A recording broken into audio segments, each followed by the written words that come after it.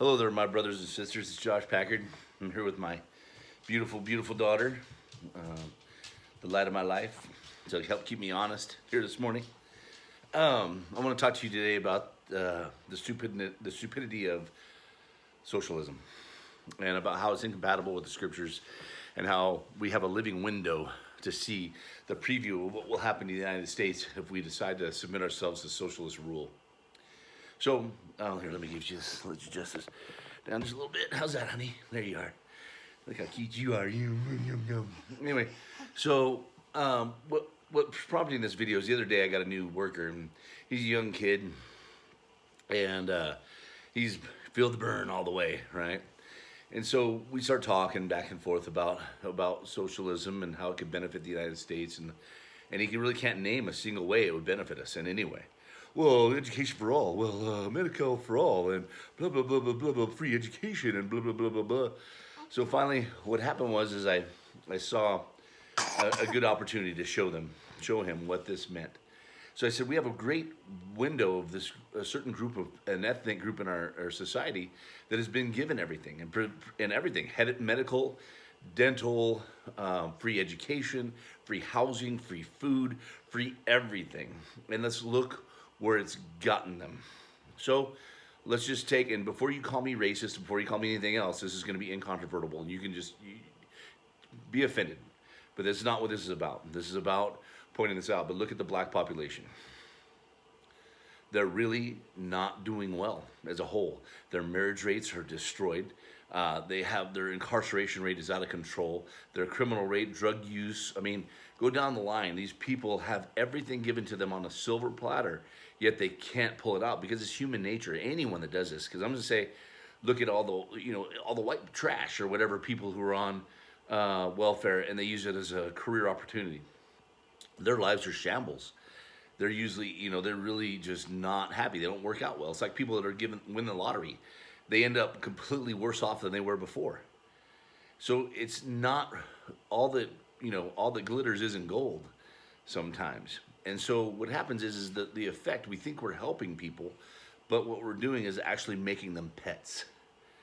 So when you look at a population, whenever they're given everything, they're given free mental, medical, dental, everything they're given to them is absolutely free, and you see the fruits of what happens. Look at the populations this is done. Look in New York, to where they've accepted and allowed themselves to be murdered at a rate to where there are more black babies aborted than there are born alive in New York. I mean, you guys got to understand this. Margaret Sanger didn't invent Planned Parenthood and put it in all the minority areas to benefit minorities. It's to benefit her elitist understandings and her genetic predispositions and what do you call that when you do you're doing the genetic trying to make a perfect race. Anyway, you guys know what I'm talking about. I can't think of the word right now. It's escaping my brain. So anyway, they're eugenics. There you go. Thank you, honey. So anyway, they've allowed that stuff to happen to them, but it's because they're like pets. It's like we spay and neuter our dogs and cats. Well, it's like we're doing population control on black people because they're our pets. I mean, I'm not saying me, but it's like this is the way the Democrat Party thinks and the socialist thinks. These people are not productive, so we've got to limit the amount there are. And they're doing it because the black population would have been about 45% today had not Planned Parenthood kicked in. So now they're 13% of the population, whereas they would have been 45% of the population. So if I was really a racist, I would say Margaret Sanger did a great job, right? And the Democrat Party, they're doing an excellent job of keeping those numbers decimated. And they've convinced black people to follow them. So, whether I be a racist or whatever you think I am, you can't deny this truth. We have the window of socialism in our country, and it fails every time. Look at everything it touches, and then it becomes a leech on everything else. So they have to steal from us to give to them money that they could earn themselves. If you gave them incentive and you gave them accountability, they would have to actually work hard and develop the skills necessary for success in life.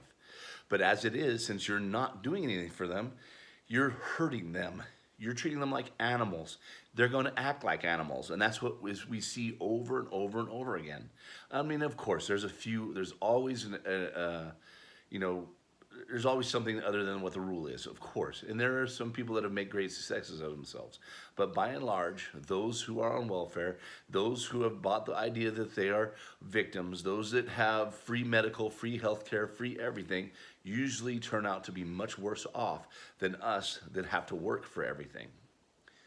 If you statistically speaking, the level of satisfaction in life, in my life, is really, really good, even though I had to work for everything. I had to earn everything. That my children exist and abide because I go to work for them every day. I don't get any government handouts. Nobody's treating me like a pet, yet I succeed. So what you're saying is, and honestly, if you want to go to lay this all bare, if you have to... What are those guys doing? What's that? Oh, this is the living water of Jesus, honey. So it's without contradiction. And if you have to handicap me and give somebody else an advantage in order to be able to compete with me, then you're saying I'm superior to that person. And by that person accepting those handouts, they also admit that they are inferior to that person. So that oppression that people feel inside their hearts and their minds, first of all, is sin. Second of it is the oppression of their own doing. Their own hands are on their own throat. They're their own executioners. Yet because they won't accept that fact, they blame the rest of us. But that's how socialism works. That's how you can get it to work, is by rabble-rousing. I'm going to tell you this right now. That is the worst fate I would want for my daughter. To be somebody's pet.